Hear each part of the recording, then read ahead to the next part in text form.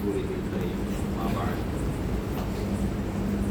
அன்பார்ந்த சகோதரர்களே, அல்லாஹ் நல்லடியார்களே, அல்லாஹ்வுடைய மாபெரும் கிருபையினால் அவங்கிட்ட கட்டளையான இஷா தொழுகையை நிறைவு செய்தவர்களாக அல்லாஹ்வுடைய இல்லத்தில் அமர்ந்திருக்கின்றோம். அல்லாஹ் ரப்புல் ஆலமீன் நம்முடைய எண்ணங்களையும் செயல்பாடுகளையும் ஏற்றுக்கொண்டதற்குரிய கூலியை மேலும் மறுமையிலும் வாரி தருவானாக. அன்பார்ந்த சகோதரர்களே, அல்லாஹ்வுடைய தூதர் ஸல்லல்லாஹு அலைஹி வஸல்லம் அவர்கள் கூறினார்கள், குல்லுக்கும் ராய் வ குல்லுக்கும் மஸ்ஊலுன் அன் ரஅய்யத்திஹி. உங்களில் ஒவ்வொருவரும் பொறுப்புதாரிகள், நீங்கள் உங்களுடைய பொறுப்புகளை குறித்து அல்லாஹ்விடத்தில் விசாரிக்கப்படுவீர்கள். அல் இமாமு ராய் வ மஸ்ஊலுன் அன் ரஅய்யத்திஹி. ஒரு இமாம் பொறுப்பாளி ஆவார், அவர் தன்னுடைய பொறுப்பை குறித்து விசாரிக்கப்படுவார்.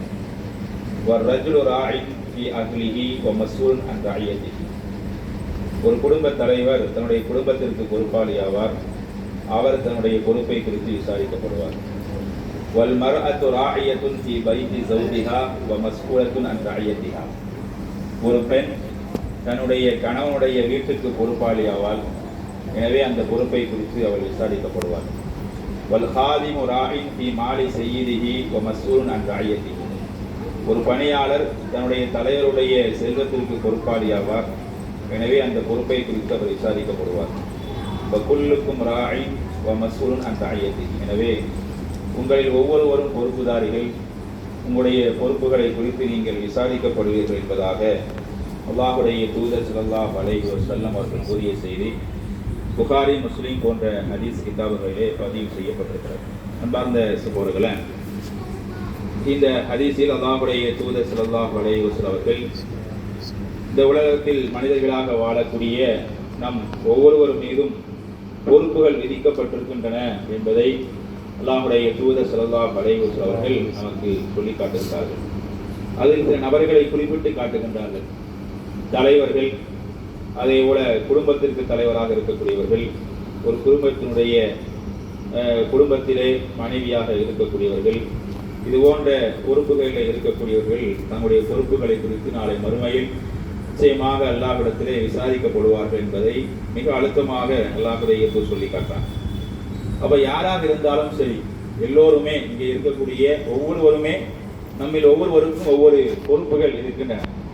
குறிப்பாக ஒரு தந்தையாக இருந்தால் அவருக்கு தன்னுடைய பிள்ளைகளுக்கு செய்ய வேண்டிய பொறுப்புகள், ஒரு தாயாக இருந்தாலும் சரி, ஒரு பிள்ளையாக இருந்தாலும் சரி, ஒரு ஆசிரியராக இருந்தாலும், ஒரு மாணவராக இருந்தாலும், யாராக இருந்தாலும், எப்படியாக இருந்தாலும் எல்லோருக்குமான ஒவ்வொருவருக்கும் பொறுப்புகள் வித்தியாசப்படலாம்.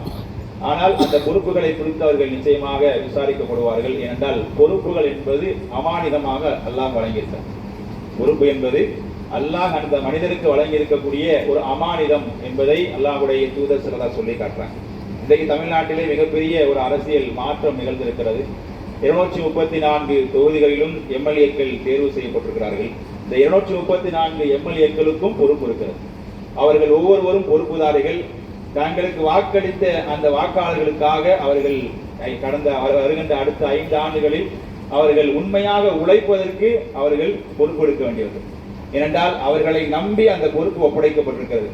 இந்த 2026 தேர்தல் என்பது மிகவும் வித்தியாசமான ஒரு தேர்தலாக, ஒரு சாதாரண ஒரு ஆட்டோ ஓட்டுநர் கூட அமைச்சரை வென்று எம்எல்ஏ ஆகக்கூடிய அளவுக்கு, குறிப்பாக ஒரே ஒரு ஓட்டுல அமைச்சரை தோற்கடித்து வென்ற நபர்கள் எல்லாம் இன்னைக்கு நம்ம பார்க்கிறோம். இப்போ சாதாரண நபர்கள் கூட இன்றைக்கு சட்டமன்றத்திற்குள் நுழைகிறார்கள். வரவேற்கத்தக்க விஷயம் என்றாலும் கூட அவர்கள் அந்த பொறுப்பிலே அவர்கள் சரியாக இருக்க வேண்டும்.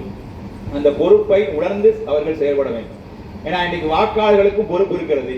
வாக்காளர்கள் தன்னுடைய பொறுப்பை சரியாக நிறைவேற்றினார்களா என்கிற மிகப்பெரிய ஒரு கேள்வி இங்கே இருக்கிறது. வாக்காளர்கள் தங்களுக்கு வழங்கப்பட்ட அந்த வாக்கை அவர்கள் சரியாக நிறைவேற்றவில்லை என்பதுதான் இன்றைக்கு மிகப்பெரிய ஒரு கேள்விக்குறியான விஷயம். ஏன்னா ஏன் இல்லைன்னு நம்ம சொல்றோம் அப்படின்னு சொன்னா, இன்னும் 3 ஆண்டு காலம் ஒன்றிய அரசிலே பாஜகவுடைய ஆட்சி இருக்கிறது. இன்னும் 2 வருஷம் தான் முடிஞ்சிருக்கு. இன்னும் 3 ஆண்டு காலம் ஒன்றியத்திலே பாஜகவுடைய அரசாங்கம் இருக்கிறது. அடுத்து வரக்கூடிய இந்த 3 ஆண்டில் புதியதாக ஏற்கின்ற அந்த அரசாங்கம் எப்படி தமிழ்நாட்டை காப்பாற்ற போகிறது என்பதுதான் மிகப்பெரிய ஒரு கேள்விக்குறியாக இருக்கிறது. கடந்த 5 ஆண்டு கால ஆட்சியிலே பல பிரச்சனைகள் இருக்கலாம். குறைகள் இல்லாத ஆட்சியிலிருந்து எதுவுமே கிடையாது. எல்லோருமே புனிதர்கள் நாம் சொல்ல மாட்டோம். பல குறைகள் இருந்தாலும் நிறைகள் என்று பார்க்கிற பொழுது குறைகளை விட நிறைகள் அதிகமாக இருந்தது. எத்தனையோ பல திட்டங்கள் கடந்த 5 ஆண்டு காலத்தில் மக்களுக்காக பார்த்து பார்த்து நிறைவேற்றப்பட்டது.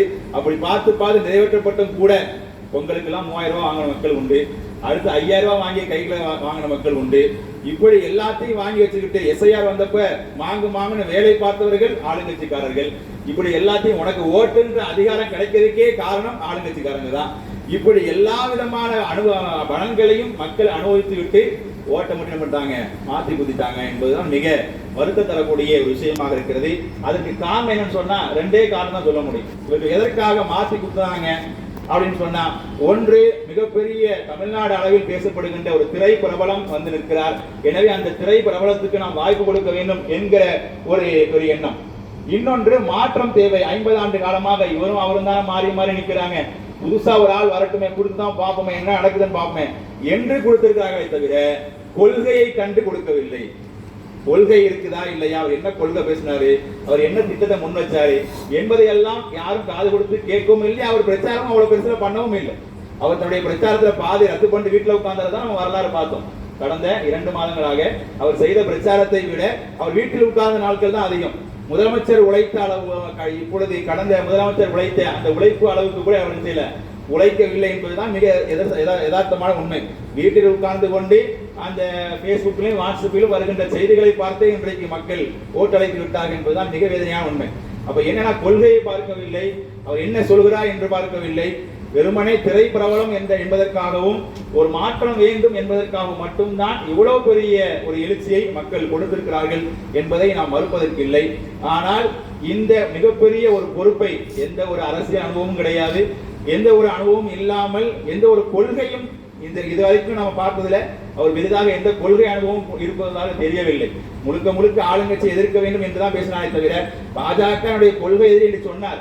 ஆனால் அது எந்த அளவுக்கு இனிமேல் வருகின்ற அந்த ஆட்சியில எப்படி அதை பிரதிபலிக்க போகிறார் என்பதை நாம் பொறுத்துதான் பார்க்க வேண்டும்.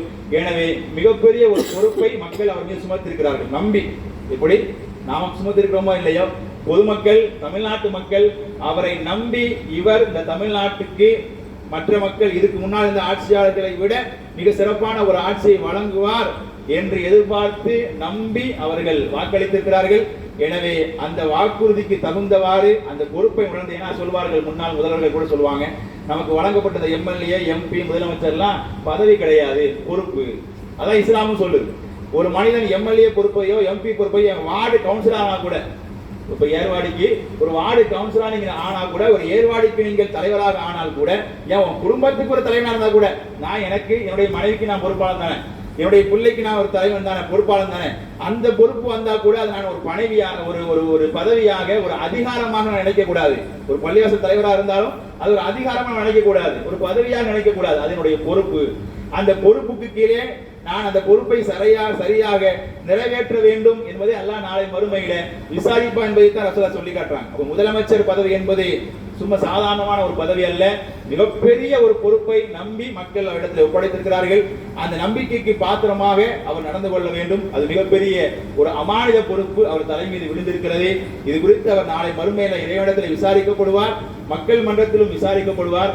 இன்றைக்கு அவர் பிரச்சாரம் செய்கிற பொழுது கூட ஆளுங்கட்சிக்காரங்க எப்படி வாய்ப்பு வந்ததெல்லாம் அழிச்சு விடுவாங்களோ அந்த மாதிரி தேர்தல் வாக்குறுதியெல்லாம் நான் கொடுக்க மாட்டேன், எது சாத்தியமோ அதான் கொடுப்பேன்னாரு. அவர் கொடுத்த வாக்குறுதிகளில் பல சாத்தியமே இல்லை என்பதுதான் உண்மை. அவர் கொடுத்த வாக்குறுதிகள்ல இன்றைக்கு அவர் ஆட்சிக்கு வருவேன் நம்பி கொடுத்தாரா நம்பாம கொடுத்தாரான்னு தெரியல, வந்து விட்டார். ஆனால் அந்த வாக்குறுதிகளை எல்லாம் எப்படி நிறைவேற்ற போகிறார் என்று நாம் கேள்வி கேட்க இன்னைக்கு நாம நிற்கிறோம். கேள்வி கேட்கணும் ஆளுங்கட்சிக்காரங்களை. நீ அந்த வாக்குறுதி எல்லாம் எத்தனையோ வாக்குறுதிகள் நிறைவேற்றப்பட்டிருக்கிற கடந்த 5 ஆண்டு காலத்துல, அந்த வாக்குறுதிகளை கூட இவர் நிறைவேற்றுவாரா என்பது மிகப்பெரிய ஒரு கேள்விக்குறி. இருந்தாலும் ஆட்சி ஒப்படைக்கப்பட்டிருக்கிறது. அந்த ஆட்சியினுடைய அந்த நிலைமையை உணர்ந்து, மக்களுடைய அந்த தந்திருக்கக்கூடிய அந்த அதிகாரத்தை உணர்ந்து, பொறுப்பை உணர்ந்து, அது பொறுப்பு என்பதை உணர்ந்து செயல்பட வேண்டும். இது அவர் மட்டுமல்ல, நம்ம எல்லோருமே பொறுப்புதாரிகளாக இருக்கின்றோம். எனவே நமக்கு வழங்கப்பட்டிருக்கக்கூடிய பொறுப்புகளை குறித்து நாம் அல்லாஹ்வுக்கு பயந்து நாம் செயல்பட வேண்டும் என்பதைத்தான் இந்த ஹதீஸின் மூலமாக அல்லாஹ்வுடைய தூதர் ஸல்லல்லாஹு சொல்லி காட்டுறாங்க. எனவே அப்படிப்பட்ட மாநிலங்களை பேணக்கூடிய நல்ல மக்களாக அல்லாஹ் ரப்பல் ஆலமீன் நம்ம அனைவரையும் ஆக்கில் புரிவானாக. வாஹிரு தஅவானா அல்ஹம்துலில்லாஹி ரப்பில் ஆலமீன். அஸ்ஸலாமு அலைக்கும் வரஹ்மத்துல்லாஹி வபரகாத்துஹு.